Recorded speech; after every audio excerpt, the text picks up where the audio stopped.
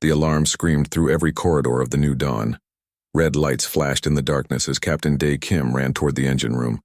Behind him, 3,000 colonists were sleeping in cryopods, unaware that their ship was dying around them.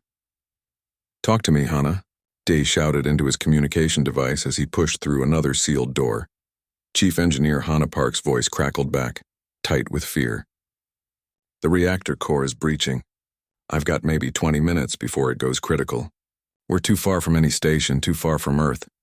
Even if I send a distress signal now, help won't arrive for weeks." Dae felt ice in his stomach. He had been a captain for 15 years, but nothing prepared him for this. They were 7 light years from the nearest human outpost, carrying colonists to a new world that they would never reach. The New Dawn had been humanity's pride, the largest colony ship ever built. Now it was a coffin floating in the void. He reached the engine room and found Hana surrounded by broken equipment, her hands flying over damaged controls. Smoke filled the air. The main reactor was glowing an angry red color through the protective shields. "Can we contain it?" Dae asked, though he already knew the answer from her face. "No. The containment field is collapsing. When it goes, the explosion will vaporize the entire ship." Hana's voice broke. "I'm sorry, Captain. I've tried everything." Dae looked at the reactor, then at his engineer. Hana was the smartest person he knew. If she said they were finished, they were finished. He thought about the 3,000 people sleeping below, trusting him to keep them safe. He thought about his daughter, only 6 years old, dreaming of the new world with endless forests. "Send the distress signal anyway," he said quietly. "Maybe someone will find the pods before the oxygen runs out. Maybe they'll tell Earth what happened to us." Hana nodded and began programming the signal. As she worked, Dae walked to the viewing window. Space stretched endlessly before him, cold and empty and uncaring. Billions of stars, but not one of them close enough to save his people. The distress signal launched into the darkness. Hana came to stand beside him. "I'm sorry I couldn't save them," she whispered. "You did everything you could," Dae replied. "We both did." They stood together in silence, watching the stars, waiting for the end. Then something impossible happened. A ship appeared. It wasn't a human ship. The design was completely foreign, all curves and flowing lines like something grown rather than built. It was massive, easily twice the size of the New Dawn, and it glowed with a soft blue light. Dae's communication device burst to life with sounds he'd never heard before. Clicks and whistles and deep humming noises. Then a translation program kicked in, and words formed. "Human vessel New Dawn, this is Velron ship Deepwater Current. We received your distress signal. We are coming to help." Dae and Hana stared at each other in shock. First contact with an alien species, and it was happening while they were dying. "This is Captain Dae Kim," he said into his device, his voice shaking. "Our reactor is critical. We have maybe 15 minutes. We understand," the alien voice replied, now translated into perfect human speech. "Prepare to receive our boarding teams. We carry fusion cores that can replace yours." What happened next felt like a dream. Alien beings entered the New Dawn, moving through the corridors with grace despite the smoke and failing gravity. They looked like nothing Dae had ever imagined. They were tall and thin, with smooth skin that seemed to shimmer between blue and green. Their faces were almost human, but with large eyes that seemed to see everything. They wore suits filled with water, he realized. They were aquatic beings. The Velron moved with incredible speed and efficiency. Their technology was clearly more advanced than humanity's. Within minutes, they had stabilized the failing reactor. Within hours, they had completely replaced it with one of their own fusion cores. Commander Tovan, the leader of the Velron ship, stood with Dae in the engine room as his team finished the installation. Through the water-filled helmet, Dae could see the alien's expression, and somehow he knew it was a smile.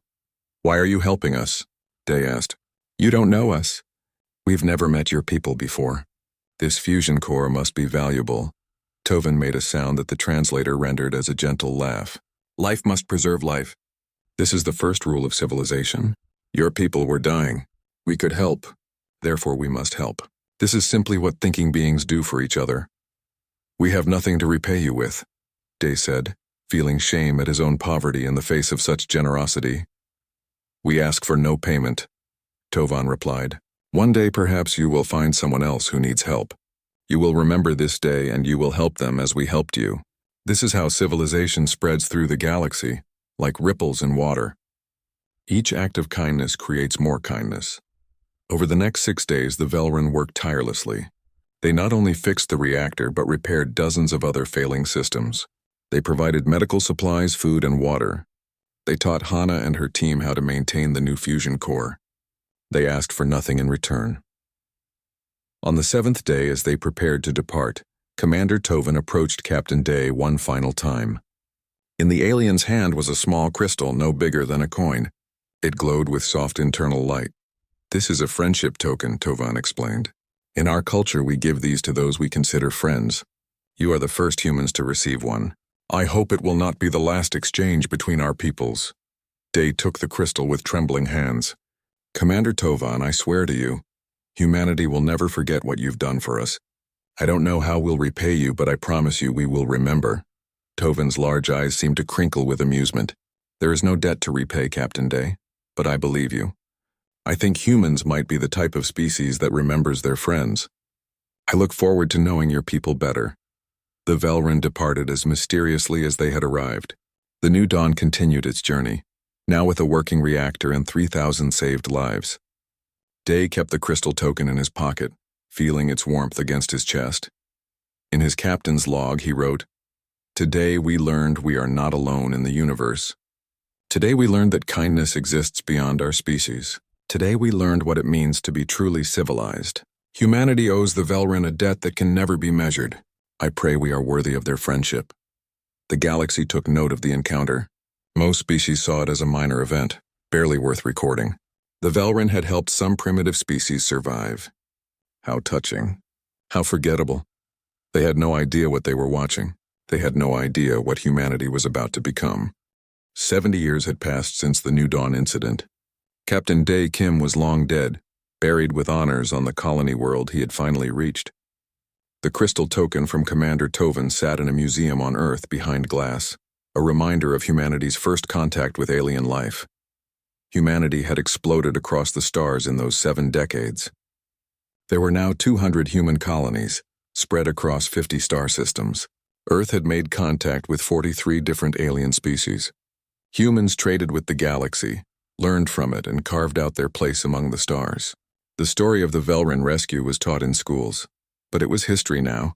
Ancient history to the young people who had never known a time before aliens. Far across the galaxy, on the ocean world of Velris Prime, Elder Mavrin stood in the council chamber and delivered news that would doom her people. "The star is expanding faster than our scientists predicted," she announced to the assembled council members. All around her, Velrun leaders floated in their water-filled chambers, their faces showing the same shock and fear she felt. "We have 2 years, perhaps less, before Velris Prime becomes uninhabitable. The oceans will boil. Our world will die." The chamber erupted in panicked clicks and whistles. Counselor Revan, oldest among them, raised his hand for silence. "How many can we evacuate with our own ships?" Mavrin pulled up the calculations on the holographic display. The numbers were brutal. "We have 600 transport vessels. If we run them constantly for 2 years, we can evacuate perhaps 2 billion of our people. We are 18 billion. The silence that followed was the sound of a species realizing its own extinction. "We must ask the Galactic Coalition for help," Mavrin continued. "We have been members in good standing for 3 centuries. We have contributed to countless relief efforts. Surely they will help us now." But Mavrin was her father's daughter. Commander Tovan had taught her to see clearly and think honestly. In her heart, she already knew the truth. The galaxy did not work on kindness. It worked on profit, on politics, on cold calculation. Still, they had to try. The Velrun sent out their plea to the Galactic Coalition. Elder Mavrin herself appeared before the Council of Species, floating in her water-filled diplomatic suit, and begged for help. 18 billion lives, she said to the assembled representatives of 200 species.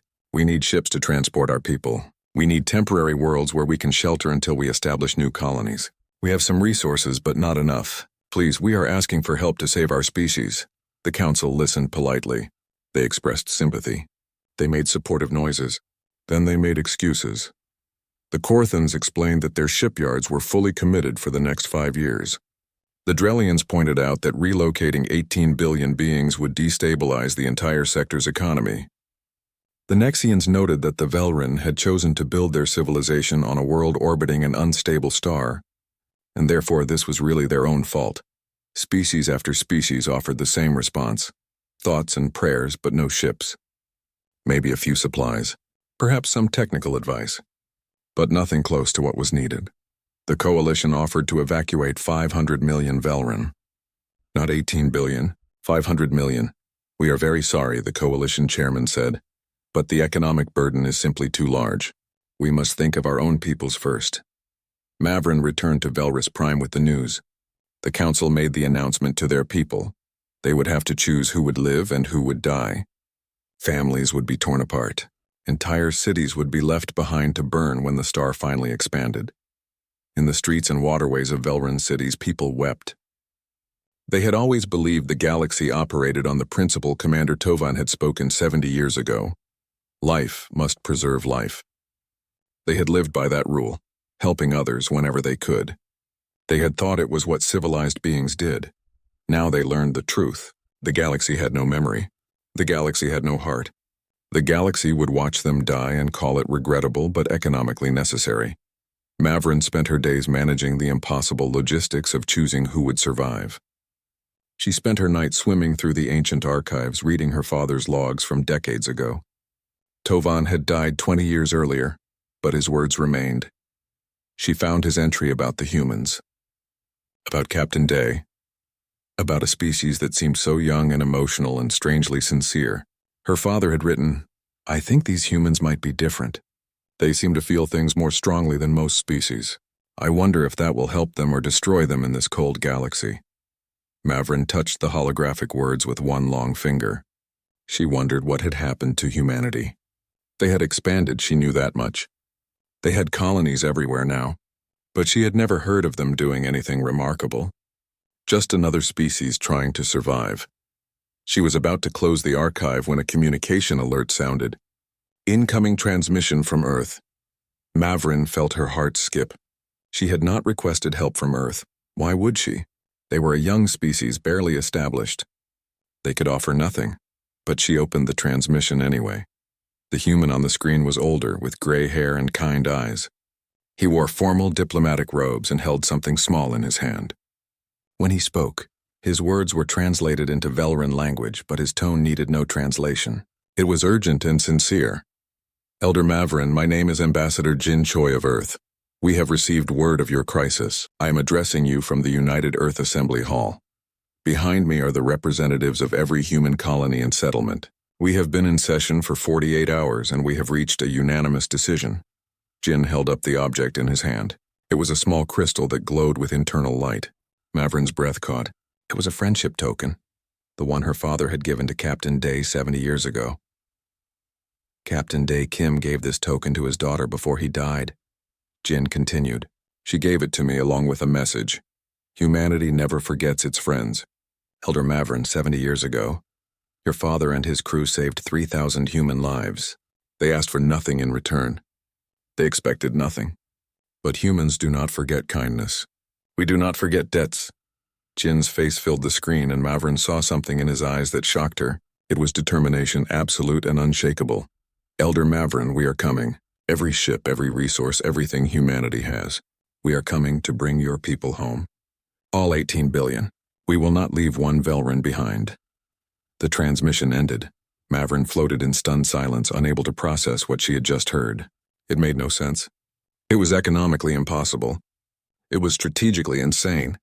No species would risk their entire civilization to save another, especially not for a debt 7 decades old. But the humans had just promised exactly that. Around Velris Prime, the star continued its deadly expansion. The countdown continued. 2 years until their world died. But now something impossible had happened. Humanity had remembered. In the council chamber, Mavrin replayed the transmission for the assembled leaders. They watched in silence. When it ended, Councillor Revan spoke the question they were all thinking. Is this real? Will they truly come? Mavrin looked at the friendship token glowing on the screen, identical to the one her father had carried until his death. She thought about Commander Tovan's words about humans being different, about feeling things more strongly.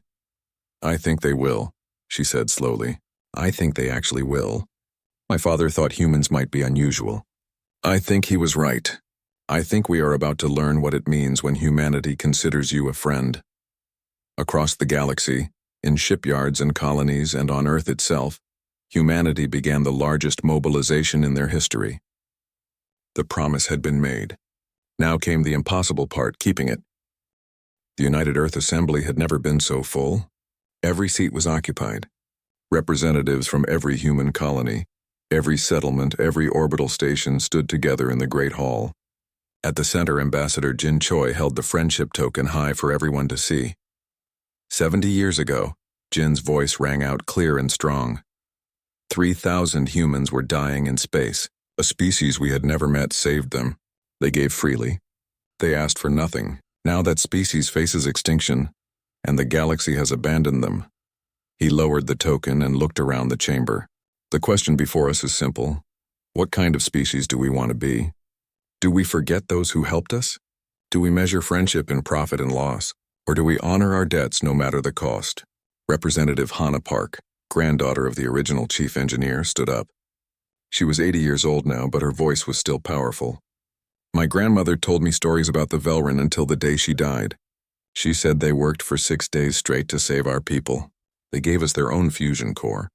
They asked for nothing. She made me promise that if the Velrun ever needed help, humanity would answer. One by one, other representatives stood. The vote was not even close. It was unanimous. Earth would save the Velrun, all of them. The orders went out immediately. Every military vessel was recalled to Earth. Every colony transport, every cargo hauler, every ship that could carry passengers was drafted. Admiral Young Seo, commander of Earth's defense fleet, was given control of the largest humanitarian operation in human history. Young stood on the bridge of the flagship Remembrance and looked at the fleet assembling around Earth. 4,000 ships, and more arriving every hour. It was beautiful and terrifying. He pulled up the mission parameters on his screen and felt the weight of it. 18 billion Velrun. 2 years to evacuate them, 7 light-years of dangerous space to cross, and the entire operation had to be done near a star that was actively dying. It's impossible, sir, his second officer said quietly. Even with every ship we have, the numbers don't work. Then we'll make them work, Young replied. Get me the Colonial Development Office. We're going to need worlds. Across human space, the mobilization began. It was chaos, but it was organized chaos. Within a week, colony construction had halted on 20 different worlds. The materials and equipment were redirected to a new purpose. 3 marginal worlds within 10 light-years of Velrus Prime were selected for emergency development. Dr. Hai Quan led the terraforming teams. She was the best in the business, known for turning dead rocks into livable worlds. But what she was being asked to do now was insane. You want me to make these worlds suitable for aquatic life in less than 2 years? She asked Admiral Young over the communication link. Do you understand what you're asking? I understand perfectly, Young replied. Can you do it? Hay looked at the data on the 3 worlds. They were terrible choices for normal colonization. Too much water, too little land, atmospheres that would need massive adjustment. But for the Velrun? For beings who lived in water? Maybe, just maybe.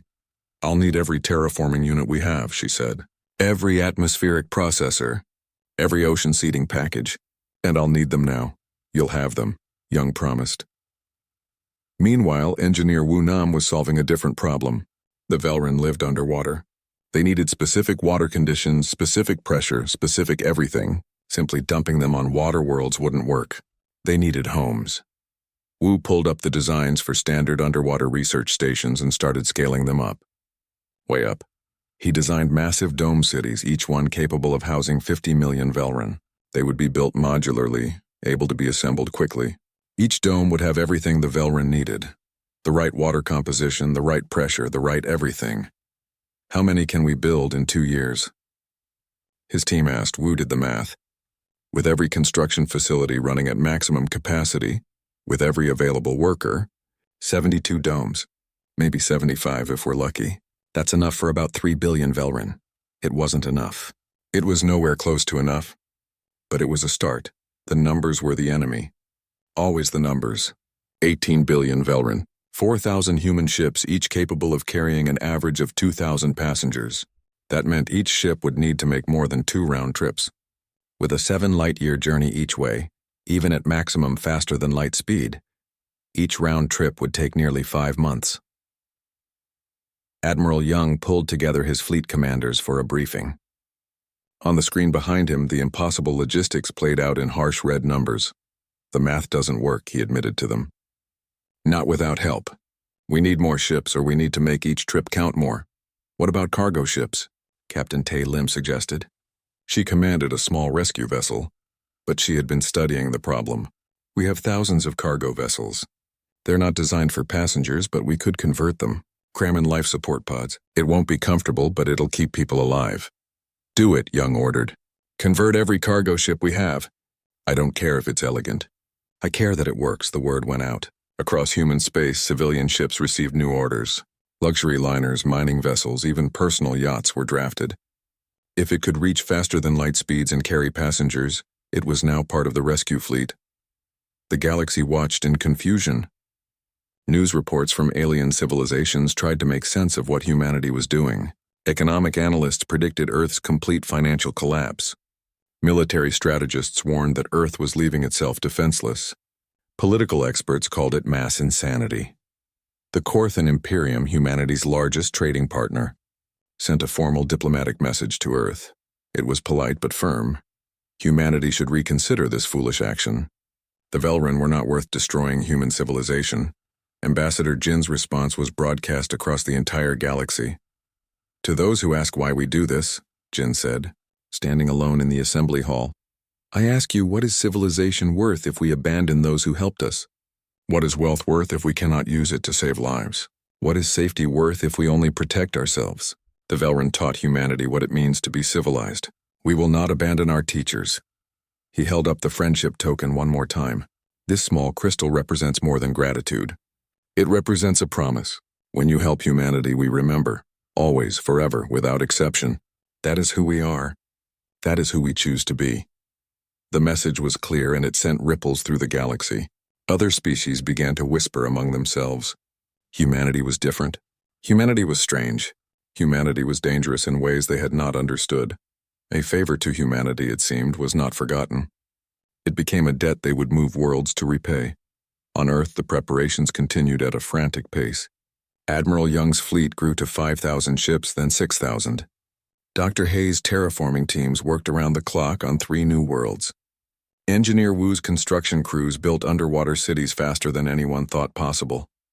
And across human space, ordinary people made extraordinary sacrifices. Colonists gave up their dreams of new worlds. Families gave up their homes to produce materials. Workers gave up rest to build ships. When asked why they were doing it, the answer was always the same. Because the Velrun would have done it for us. Because this is what friends do. Because humanity remembers. 6 months after the initial decision, Admiral Young's fleet was ready.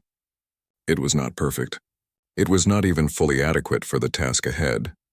But it was the largest rescue operation any species had ever attempted. Young stood on the bridge of the Remembrance and gave the order. All ships prepare for departure. We're going to Velrus Prime. We're going to save our friends. 6,000 ships jumped to faster than light speed, heading toward a dying star and 18 billion lives hanging in the balance. The galaxy watched and wondered if they had underestimated humanity. Admiral Young Seo stood on the bridge of the Remembrance and watched Velrus Prime grow larger in the view screen. The world was beautiful, covered in vast oceans that shimmered blue and green, but the star behind it glowed an angry orange-red, swollen beyond its normal size. They had 6 months, maybe less, before those oceans boiled away. All ships, this is Admiral Young. Begin evacuation operations. Remember your training. Stay calm, stay focused, and let's bring these people home. 6,000 human ships descended toward Velrus Prime in perfect formation. On the surface, 18 billion Velrun watched the sky darken with vessels and felt something they had not felt in months. Hope. Elder Mavrin stood at the primary spaceport and watched the first human transport land. She had organized the Velrun into evacuation groups, prioritized by location and vulnerability. The coastal cities closest to the star's radiation would go first. The deep ocean settlements could wait longer, protected by kilometers of water. The transport ramp lowered, and humans emerged in environmental suits. They moved with purpose and efficiency, setting up processing stations and medical checkpoints. One human approached Mavrin, his face visible through his helmet. It was Ambassador Jin. Elder Mavrin, Jin said, bowing in what he hoped was respectful. We're here. Tell us where you need us. Mavrin felt her emotions overwhelm her. You actually came. I half believed this was a dream. Humanity keeps its promises, Jin replied simply. Now let's get your people to safety. The evacuation began. Captain Tae Lim piloted her transport, the Swift Current, through increasingly dangerous conditions. Her mission was to reach the isolated Velrin communities in the northern hemisphere, closest to the dying star. The radiation there was already severe. Her ship shook as solar winds battered the hull. Captain, we're reading dangerous radiation levels, her co-pilot warned. If we stay much longer, we'll damage the ship. Then we work faster, Tae replied, bringing the Swift Current down toward a small Velrin settlement. Through the view screen, she could see their structures glowing from heat. These people were already suffering. She landed the transport in their main plaza. Velrian families emerged from their homes, moving quickly toward the ship. Tae watched them through the cameras, seeing their fear, their hope, their desperation. Children clinging to parents. Elders helping those too weak to move quickly. Get them on board, she ordered her crew. Every single one. If we have to pack them in, we pack them in. Her transport was rated for 2,000 passengers. She loaded 3,000. The ship groaned under the weight, but it held. As Tae lifted off, another wave of solar radiation hit them. Alarm screamed. The hull temperature spiked, but they made it through. All passengers secure, her crew reported. We've got some radiation exposure, but medical says they'll recover. Tae set course for the nearest temporary shelter world. Behind her, Swift Current's hull showed scorch marks from the radiation. The ship would need repairs, but 3,000 Velrin were safe. Medical officer Ari Song worked in the emergency medical bay aboard the hospital ship Mercy. Velrin patients floated in specialized tanks filled with treated water, suffering from radiation poisoning. The dying star was killing them slowly, and many Velrin had waited too long to evacuate. Ari had trained in alien biology, but Velrin physiology was different from anything she had studied.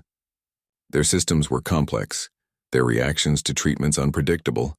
She was developing new procedures on the fly, learning from each patient. This one isn't responding, a nurse called out. His filtration organs are failing. Ari rushed over. The Velrin in the tank was an elder. His skin darkened from radiation damage. His breathing was labored. According to the file, he had stayed behind to help organize evacuations, exposing himself to deadly levels of radiation. Try increasing the chelation treatment, Ari ordered, and add the human stem cell therapy. I know it's experimental, but we're out of options. The team worked frantically.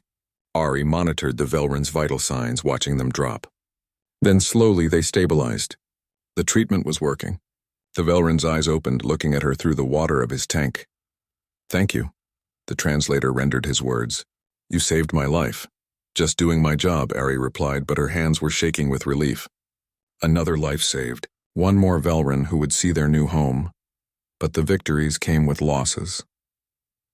3 weeks into the evacuation, disaster struck. 3 human transports, the Morning Light, the Star Dancer, and the Horizon Hope, were caught in a massive solar flare while evacuating a deep-water settlement. The radiation was so intense that their shields failed instantly. Admiral Young listened to the distress calls with growing horror. The ships were dying. 2,000 human crew members. 5,000 Velrin passengers. We have rescue ships en route, his operations officer reported. ETA 40 minutes. They don't have 40 minutes, Young said quietly. The Morning Light went silent first. Then the Star Dancer. The Horizon Hope transmitted until the very end, the captain's last words simple and clear. Tell the Velrin we tried. Tell Earth we're sorry. When the rescue ships arrived, they found debris and radiation, but no survivors. Young stood at attention in the ship's memorial hall as the names of the dead were read. 2,000 humans who had died saving people they had never met. He thought about their families, about the sacrifices they had made. Should we slow the evacuation? His second officer asked quietly. The conditions are getting more dangerous. No, Young said firmly. They died saving lives. The best way to honor them is to save more. We continue. Word of the disaster spread through the fleet, but it did not slow anyone down. If anything, the crews worked harder. Each life saved became a tribute to those who had fallen. Elder Mavrin heard about the lost ships and wept. She went to Ambassador Jin to express her grief and offer to end the evacuation if it meant saving human lives. Jin's response was gentle but absolute. Elder Mavrin, those crews knew the risks. They chose to come anyway. We do not abandon missions because they are dangerous. We complete them because they are necessary. But your people are dying for us, Mavrin protested. Our people are dying for what they believe in, Jin corrected. They believe in honoring debts. They believe in friendship. They believe that some things are worth any price. We grieve for them, but we will not dishonor their sacrifice by stopping. The evacuation continued. Dr. Hai Quan watched her terraforming systems transform the first shelter world.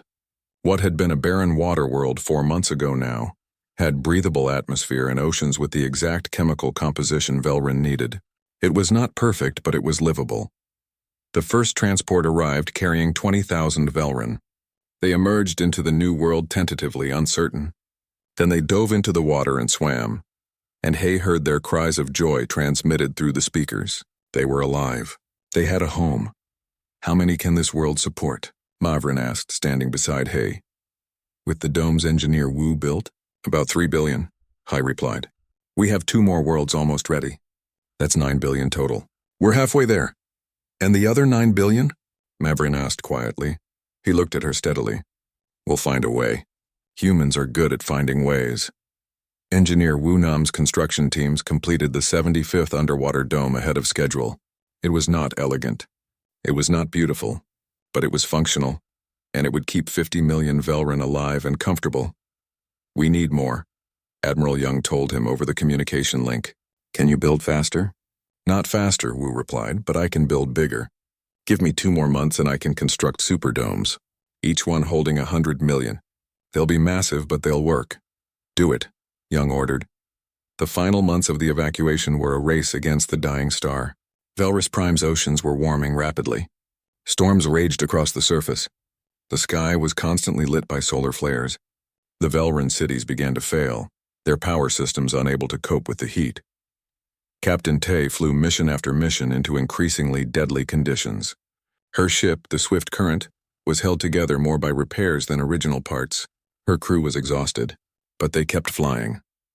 On her final mission, evacuating the last deep-water city, her ship took critical damage from radiation. The faster-than-light drive failed. They were stranded with 5,000 Velrin passengers and no way to reach safety. Send out a distress signal, Tay ordered calmly, and keep the passengers calm. Someone will come for us. They floated in space for 6 hours before another human ship arrived and transferred all passengers and crew to safety. The Swift Current was abandoned, too damaged to save. Tay watched her ship drift away, feeling oddly sad. That vessel had saved nearly 30,000 lives. 6 months after the evacuation began, Admiral Young stood on Velris Prime one last time. The planet was nearly empty now. Only a few hundred Velrin remained, finishing final tasks and closing down their civilization's home. Elder Mavrin was among them. She stood at the great memorial in the capital city, recording the names of all who had lived there for the archives. Behind her, the ocean steamed in the heat. The star was visibly larger now, filling half the sky. It's time to go, Jin said gently, approaching her. I know, Mavrin replied. I just wanted to say goodbye properly. They walked together to the last transport. As they lifted off, Mavrin looked back at Velris Prime.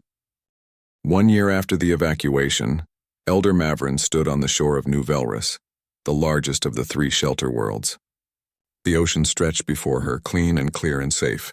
Behind her, massive underwater domes glowed beneath the surface, housing billions of her people. In the sky above, 2 stable suns provided warmth without danger. It was not Velris Prime. It would never be home in the way their old world had been. But it was life. It was future. It was hope. The final numbers came in this morning, Ambassador Jin said, walking to stand beside her. He carried a data tablet in his hands. 18 billion Velrin evacuated. 38,000 human casualties. Economic damage to human civilization estimated at 700 trillion credits. Recovery time estimated at 40 to 60 years. Mavrin felt sick. 40 years? You've set your entire species back by half a century. We've set ourselves back in some ways, Jin agreed, but we've moved forward in others. We know who we are now. We know what we value. That's worth more than credits. It's too much, Mavrin said.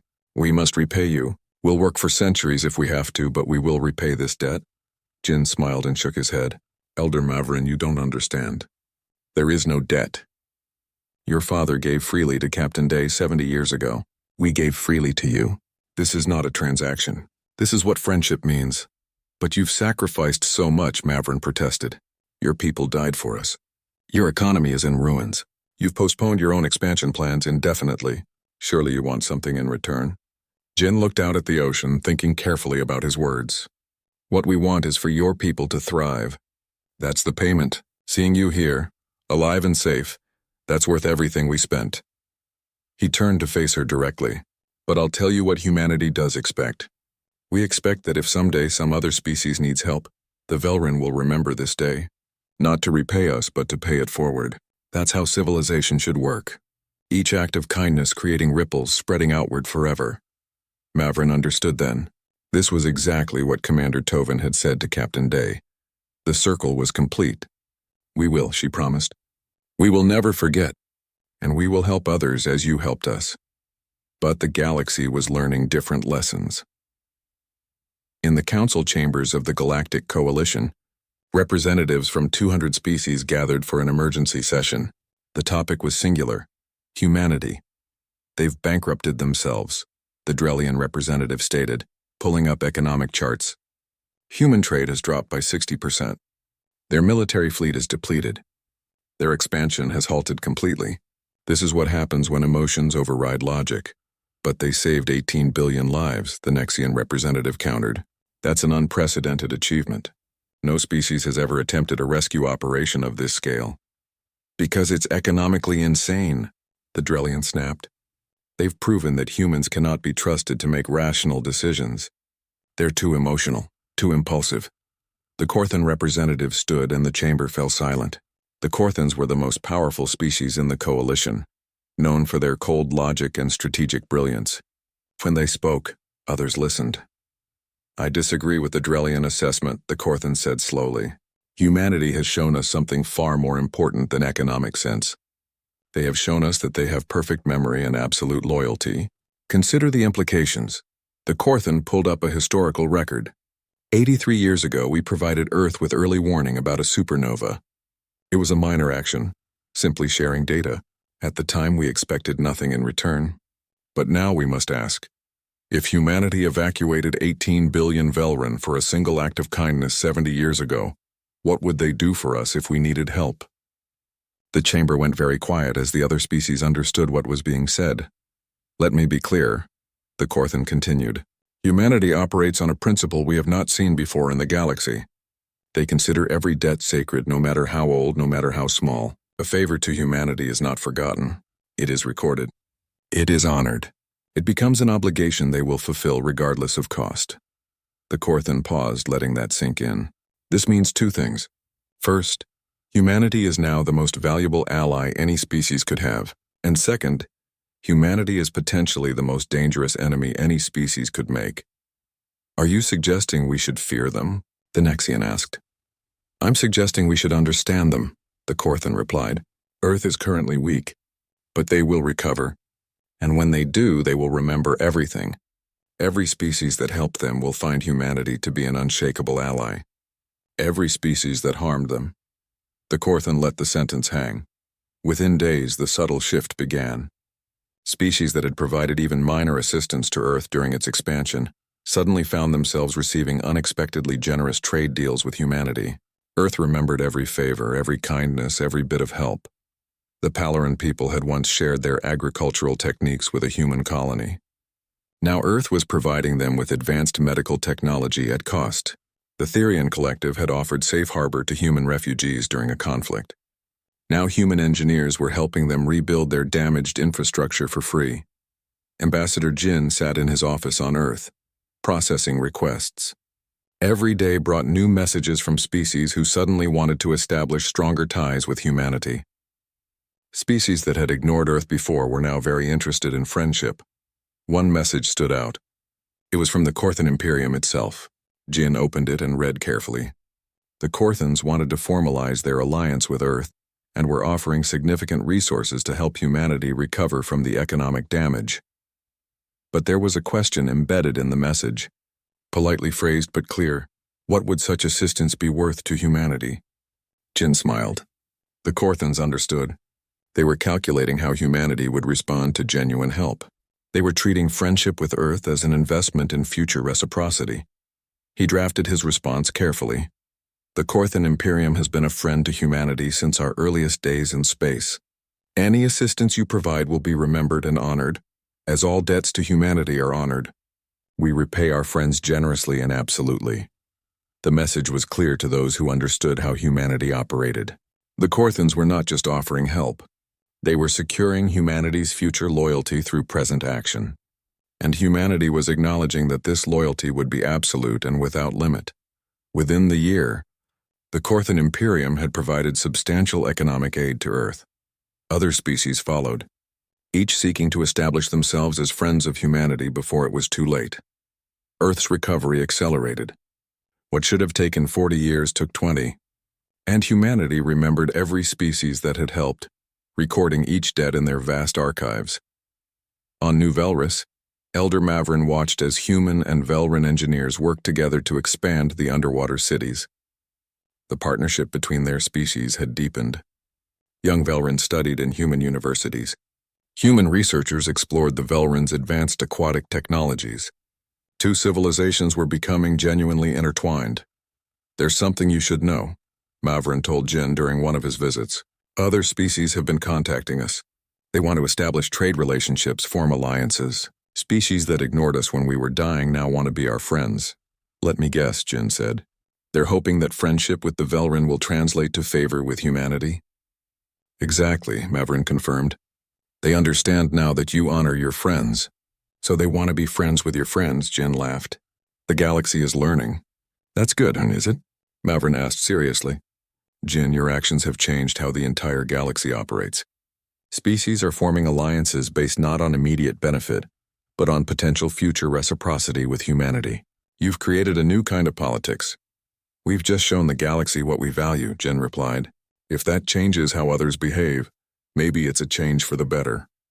5 years after the evacuation, Admiral Young Seo stood at the dedication ceremony for the memorial wall on Earth. Carved into black stone were the names of every human who had died during the Velran rescue. 38,000 names. Elder Mavrin attended the ceremony, along with thousands of Velran who traveled to Earth specifically to pay their respects. They stood together, humans and Velran, honoring those who had given everything.